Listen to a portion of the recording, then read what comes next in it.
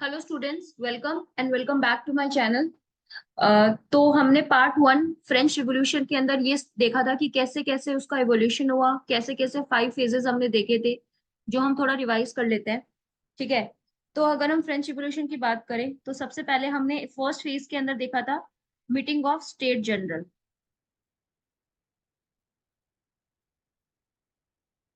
1789। इसके अंदर state general की मीटिंग हुई जिसके अंदर डिसाइड किया गया था कि फर्स्ट स्टेट बोल रहे थे एंड सेकंड स्टेट बोल रहे थे कि one one state one vote, but third state ने बोला कि वन मैन वन वोट। लेकिन माने नहीं वो लोग, first state and second state वाले।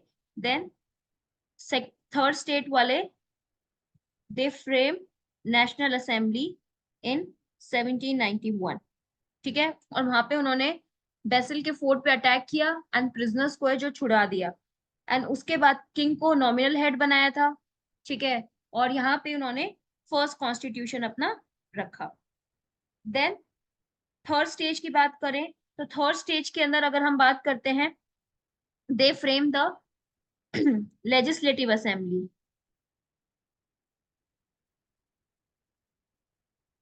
1791 टू आप मान लो ये 92 तक चला था।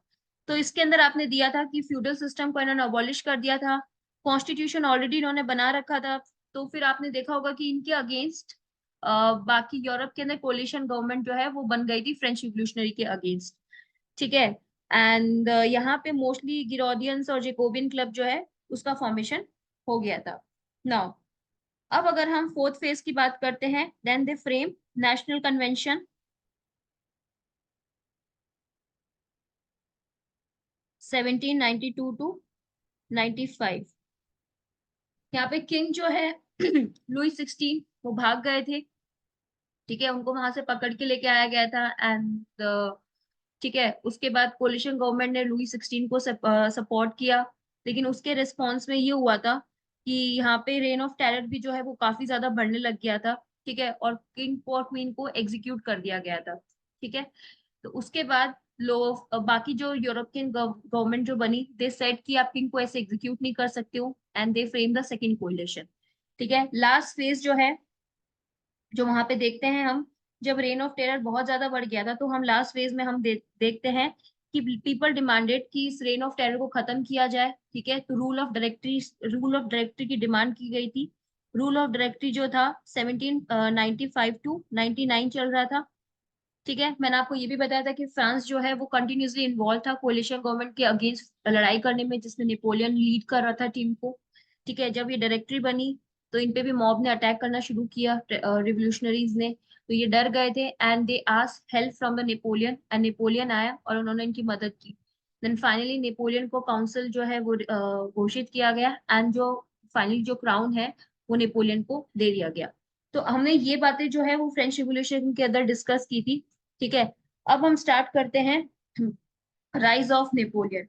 राइज ऑफ नेपोलियन पढ़ना बहुत जरूरी है क्योंकि इसमें से हर साल कोई ना कोई क्वेश्चन आता ही है, चाहे वो आपका जीएस में आ रहा हो। जीएस में भी एक दो बार पूछा हुआ है नेपोलियन के बारे में, और ऑप्शनल के बारे में तो मोस्टली आ रहे हैं। ठीक है। फ्रेंच रिवोल्यूशन जो है उसने यूरोप की काफी कंडीशन को है वो चेंज कर दिया था।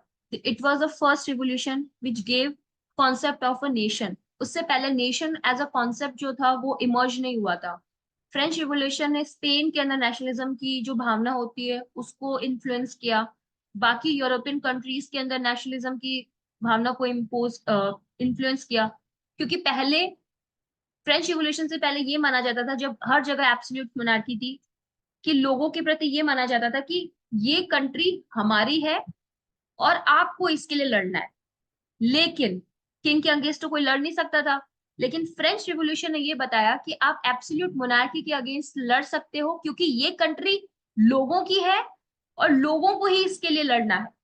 ठीक है। ये जो सिस्टम था, नेशन का कॉन्सेप्ट जो आया था वो फ्रेंच रिवॉल्यूशन से आया था। ठीक है। लेकिन हम धीरे धीरे ये देखेंगे कि फ्रेंच रिवॉल्यूशन जिस आइडिया से शुरू हुआ था, like removal of monarchy, removal of privileges, हम अब देखेंगे जब जब अभी ये किंग बनता है and उसका जब कोरोनेशन होता है तो वापस वही सिस्टम वापस फ्रांस के अंदर आ जाता है। बट इस दौरान फ्रांस ऑलरेडी दूसरे नेशंस को और आसपास की रीजन को नेशनलिज्म के लिए इंस्पायर कर देता है। बट एक फ्रेंच रिवॉल्यूशन एक आइडियल एग्जाम्पल है कि किस तरीके से सीट जो है, तख्ता जो है वो पलटी जा सकती है अगर पीपल जो है वो रिवोल्ट करते हैं। तो यहाँ पे भी एकदम वैसा ही माना जाता है। तो नेपोलियन के बारे में स्टार्ट करते हैं।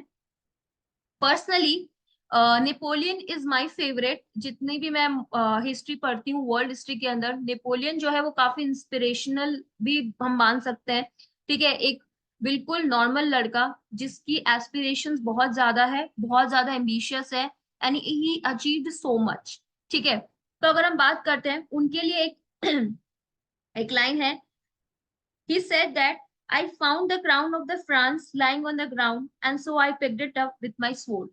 तो यहाँ पे ये मतलब है कि फ्रांस की कंडीशन काफी खराब थी, जैसे मैंने आपको बताया, रूल ऑफ डायरेक्टरी से लोग खुश नहीं थे। तभी भी गिलिटिन वगैरह काफी चल रहा था, फाइनेंशियल कंडीशन भी खराब थी, तो मॉब जो है वो डायरेक्टरी पे अटैक करने आ रहे थे। And they asked help from the Napoleon. Napoleon came and उन्होंने हेल्प की। एंड फाइनली उन्होंने इजिप्ट को भी जीता और काफी जगह अपने बैटल किए थे। He won everywhere. And but finally end में डायरेक्टरी को नेपोलियन ने हटा दिया था। तो उन्होंने ये बोला था कि I found the crown of the France France lying on the ground, means unstable condition के अंदर था फ्रांस।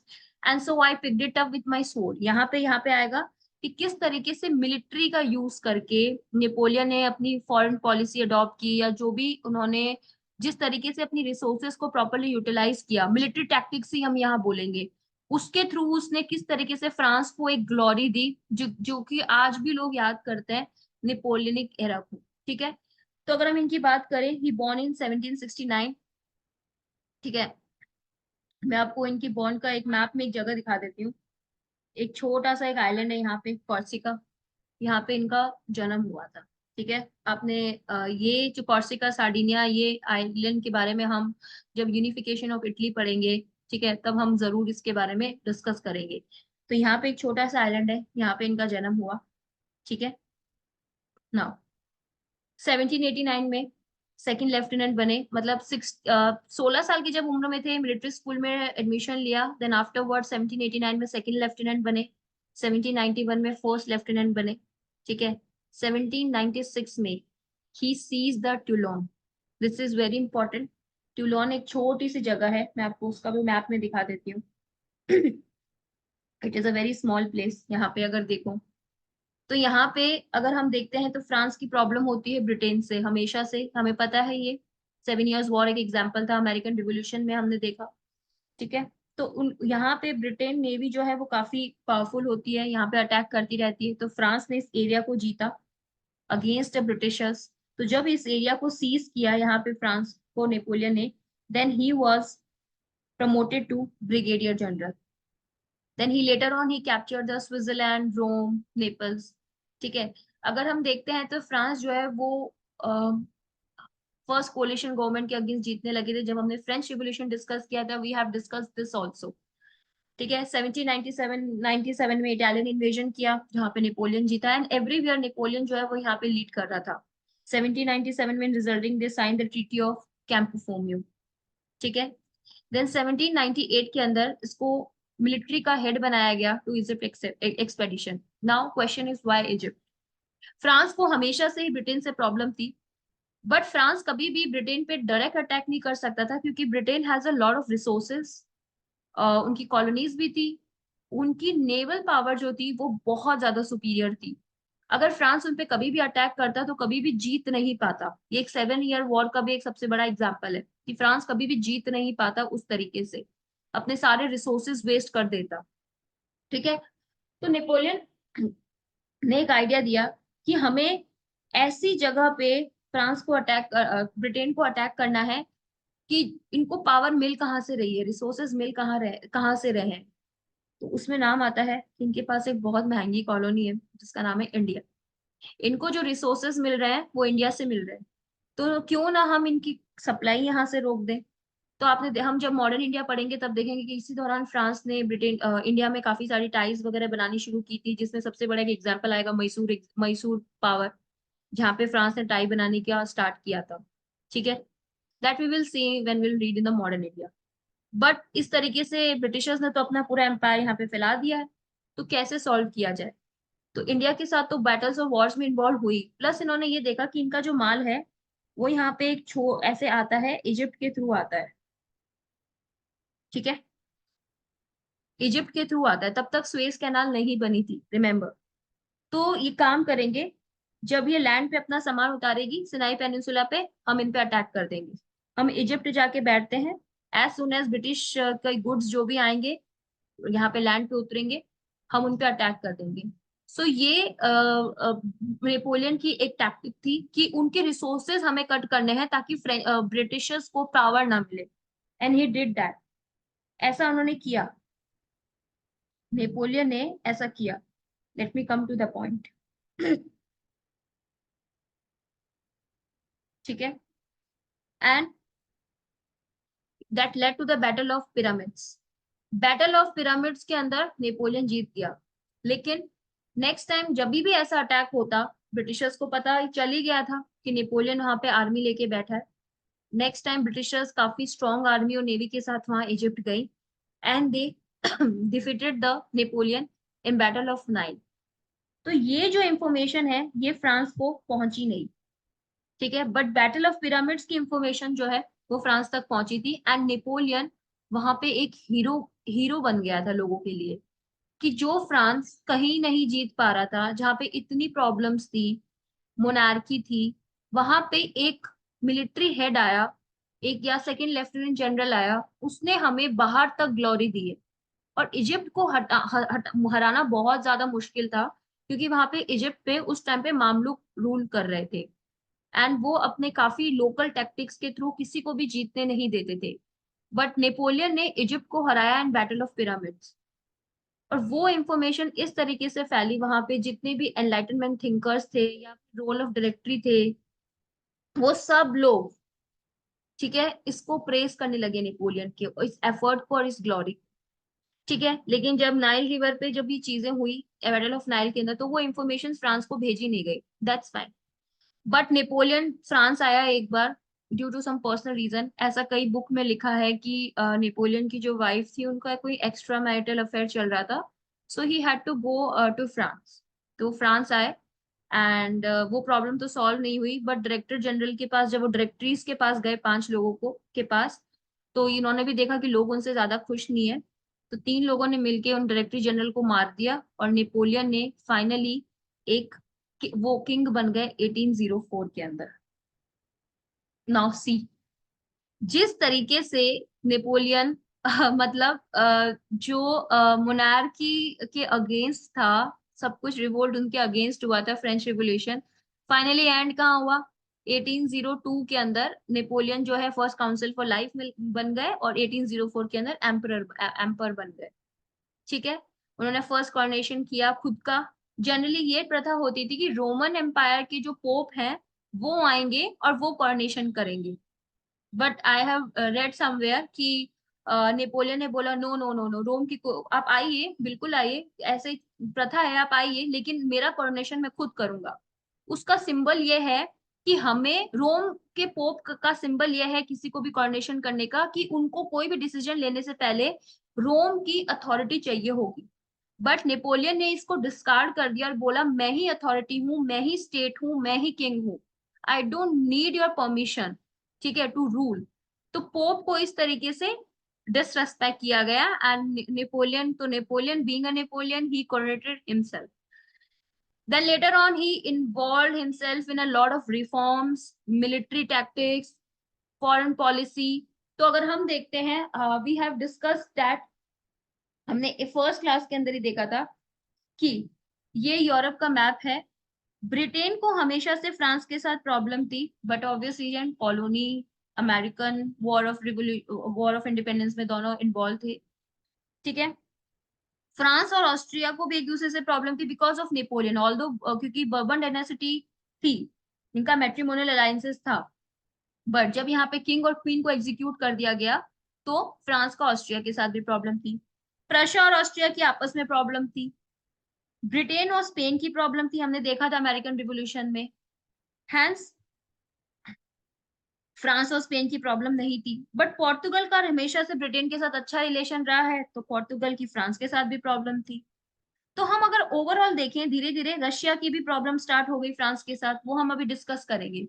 तो ओवरऑल अगर हम देखें, यहाँ पे सब लोगों ने मिलके फ्रांस के अगेंस्ट एक तरीके से कोalition गवर्नमेंट जो है वो फ्रेम कर लिया था।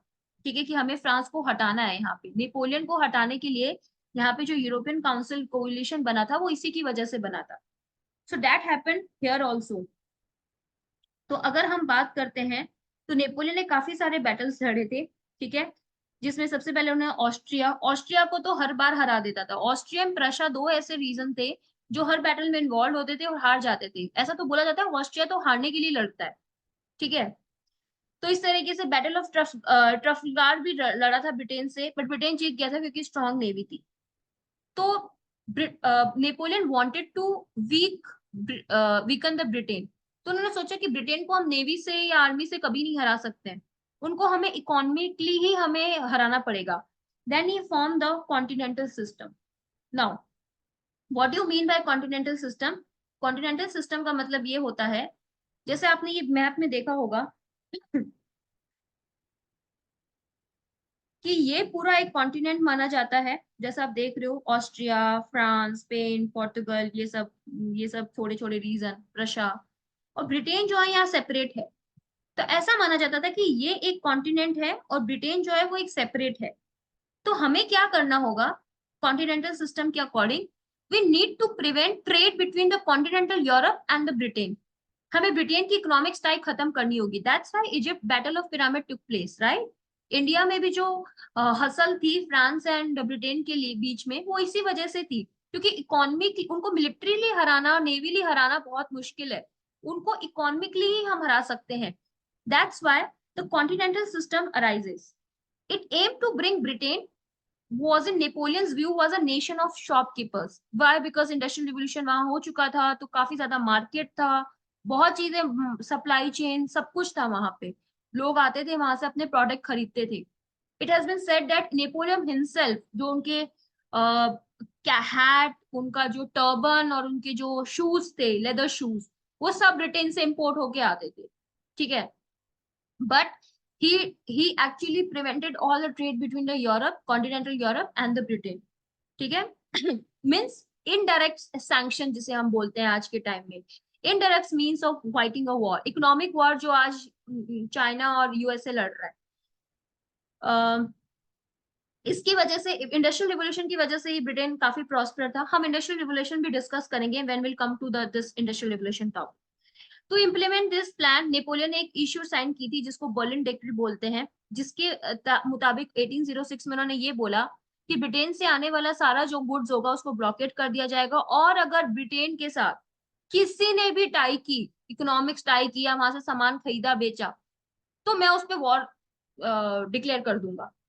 तो क्योंकि यूरोप के अंदर उस टाइम पे फ्रांस का काफी ज्यादा जलवा था, क्योंकि नेपोलियन हर जगह जीत रहा था, हर जगह जीता है, वो इजिप्ट तक में जीता है, तो काफी सारी जो नेबरिंग कंट्रीज थी वो काफी ज्यादा डरती थी फ्रांस से, ठीक है। इनफैक्ट उस टाइम पे भी अगर हम देखें तो अमेरिका पे भी फ्रांस का इतना डोमिनेंस था कि अमेरिका को भी मना कर दिया था कि आप ऐसा नहीं करोगे। आज अमेरिका सुपर पावर है, बट उस टाइम पे आप देखो ना, 1800 की बात चल रही है और 1776 में तो वो आजाद हुआ है, ठीक है। तो कितना कम टाइम हुआ है, 20-25 साल मुश्किल से हुए। तो उस दौरान आपके अमेरिका पे भी इस तरीके के सैंक्शन लगाए थे, ठीक है। तो ऐसा कहा जाता है कि अमेरिका पे इस तरीके के सैंक्शन लगाए थे कि ब्रिटेन और अमेरिका के बीच में भी एक तरीके के बैटल्स होने लग गए थे कि आप हमसे इंपोर्ट करो, ब्रिटेन बोलता था, अमेरिका कहता था नहीं करेंगे, बिकॉज ऑफ नेपोलियन डोमिनेंस। तो नेपोलियन ने ये सब चीजें की। देन सब कंट्री ने फॉलो फॉलो किया इस प्रिंसिपल को, एक्सेप्ट पोर्टुगल, क्योंकि मैंने आपको बताया पोर्टुगल की ब्रिटेन के साथ काफी अच्छे रिलेशनशिप्स थे, काफी अच्छी टाई थी। तो नेपोलियन ने कहा ठीक है, नो प्रॉब्लम, हम एक काम करते हैं, हम पोर्टुगल पे अटैक करते हैं। अब पोर्टुगल पे कैसे अटैक करोगे, आप इधर देखो मैप के अंदर, ये है पोर्टुगल, ठीक है। आप इस पे कैसे अटैक करोगे, या तो ऐसे करोगे या फिर ऐसे करोगे, दोनों तरीके से में किसी एक तरीके से करोगे, राइट, ठीक है। अगर आप ऐसे करते हो और ऐसे करते हो तो ये ब्रिटेन की नेवी यहाँ से भी अटैक कर सकती है और यहाँ से भी अटैक कर सकती है, और ब्रिटेन की नेवी को हराना is really impossible, then what can be done? तो हाँ, नेपोलियन का एक ब्लंडर है जो कि one of the famous blunder. Napoleon ने कहा हम स्पेन से जाके अटैक करेंगे पोर्टुगल पे। ठीक है, सोल्जर्स की उन्होंने सेना तैयार की। It has been said that return that Napoleon ने 3 लाख सोल्जर्स की सेना जो है वो तैयार की थी स्पेन पोर्टुगल पे अटैक करने के लिए वाया स्पेन। अब यहाँ पे जो राजा बैठा है, ठीक है, उनको लगा कुछ अच्छा होगा, नेपोलियन आ रहे हैं, लेकिन नेपोलियन अटैक करने आ रहे थे। दिस इज द वर्स्ट, क्योंकि कोई भी टेरिटरी, आउटर टेरिटरी अगर किसी दूसरे टेरिटरी पे अटैक करने आती है, इट मीन्स वो इस टेरिटरी को भी तो जीत रही है। तो स्पेन को काफी डर लगने लगा था कि नेपोलियन अगर यहाँ पे अटैक करने आएंगे तो ऑब्वियसली वो इनकी जो टेरिटरी है वो हड़प लेंगे। तो यहाँ पे स्पेन, फ्रांस को सबसे पहले स्पेन के साथ लड़ना पड़ा और फिर इनको पोर्टुगल के साथ लड़ना पड़ा फ्रांस को। तो फ्रांस का यहाँ पे काफी लॉस हुआ था।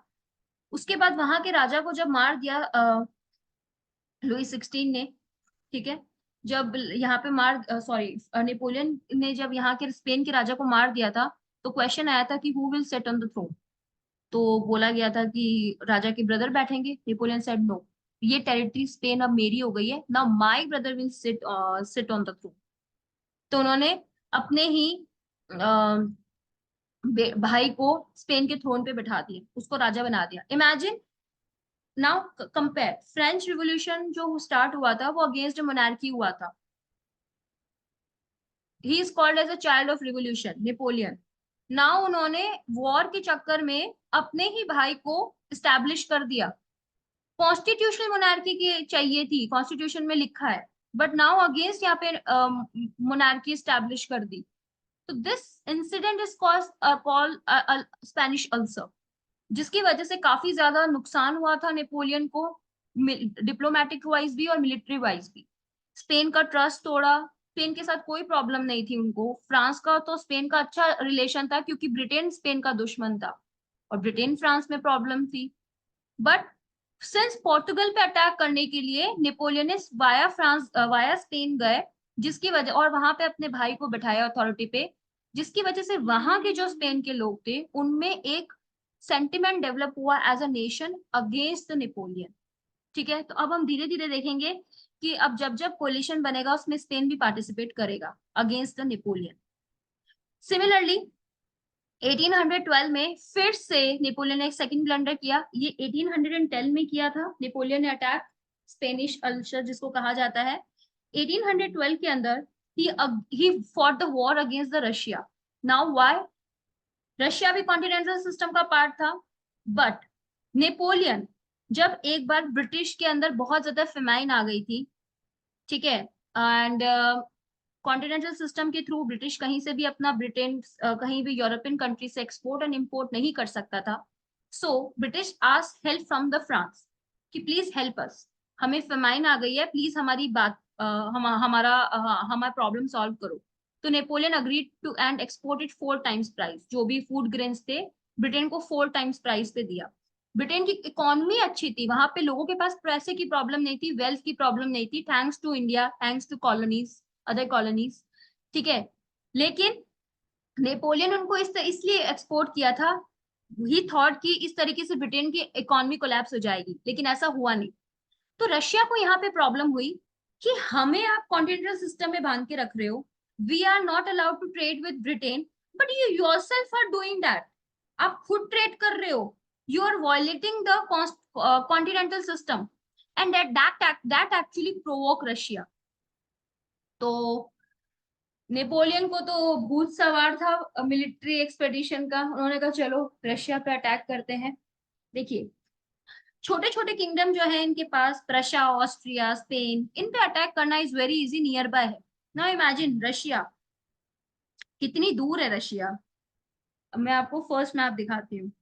यहाँ पे रशिया है, यहाँ पे फ्रांस है, और रशिया कोई छोटी मोटी जगह नहीं है, काफी बड़ी है। और स्पेशली वहां का अगर वेदर देखें साइबेरियन रीजन का, वहां पे खून तक जम जाता है, it's very difficult to survive. But Napoleon की जो आर्मी है वो स्पीड की वजह से जानी जाती थी, कि वो जहां पे भी जाते थे स्पीड, एकदम स्पीड के से थ्रू जाते थे और सबको मार देते थे और कब्जा कर लेते थे। ये उनकी पॉलिसी थी। घोड़ों पे निकलते थे, कोई सामान लेके नहीं निकलते थे अपने साथ, फूड ग्रेन्स क्लोथ्स नथिंग। जहां पे जाते थे अटैक करते थे, वहीं का स्लॉटर करके खाते थे। बट रशिया के साथ भी उन्होंने यही सोचा, speed speed speed speed speed में गए रशियन पे। ठीक है, now let me come to the slide.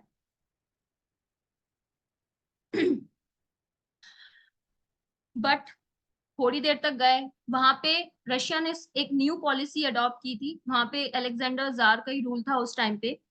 तो Russian policy adopted the scorched earth policy. Scorched earth policy के मुताबिक ये होता है कि आप जो भी सामने आ रहा होता है यू विल स्लॉटर, या जला दोगे उस चीजों को। तो जैसे जैसे फ्रेंच की आर्मी आगे बढ़ती गई, वहां पे जो भी लोग मिलते गए, उन्होंने क्या किया, घोड़ों को स्लॉटर कर दिया, जानवरों को स्लॉटर कर दिया, और पानी के अंदर पॉइजन मिला दिया, ताकि वहां फ्रेंच आर्मी सरवाइव ना कर सके। बट रिवर्स हुआ, नेपोलियन ने यहाँ पे 6 लाख की सेना लेके निकले थे, इमेजिन। सेकंड ब्लंडर है, स्पेन में फर्स्ट ब्लंडर हुआ जहाँ पे 3 लाख की आर्मी लेके गए थे, स्पेनिश अल्सर, वहां पे उनको काफी फाइनेंशियल लॉस हुआ और मिलिट्री लॉस हुआ। यहाँ पे वो 6 लाख की आर्मी लेके, 6 लाख की सोल्जर्स लेके रशिया गए। ठीक है, गए वहां पे काफी सोल्जर्स मारे गए, ठीक है, लेकिन फ्रांस ने हार नहीं मानी, यहाँ पे जीत गए थे वो। बट व्हाट हैपेंड, उन्होंने मॉस्को पे कब्जा कर लिया। ठीक है, अब आप कहीं की कैपिटल पे कब्जा कर लेते हो, इट मीन्स वो पूरा एम्पायर आपका हो गया। But it did not happen here. Moscow के जो राजा थे, जार, वो दूर भाग गए कहीं। और धीरे धीरे हम देखते हैं, अक्टूबर का महीना आ रहा था, नवंबर का महीना आ रहा था। ठीक है,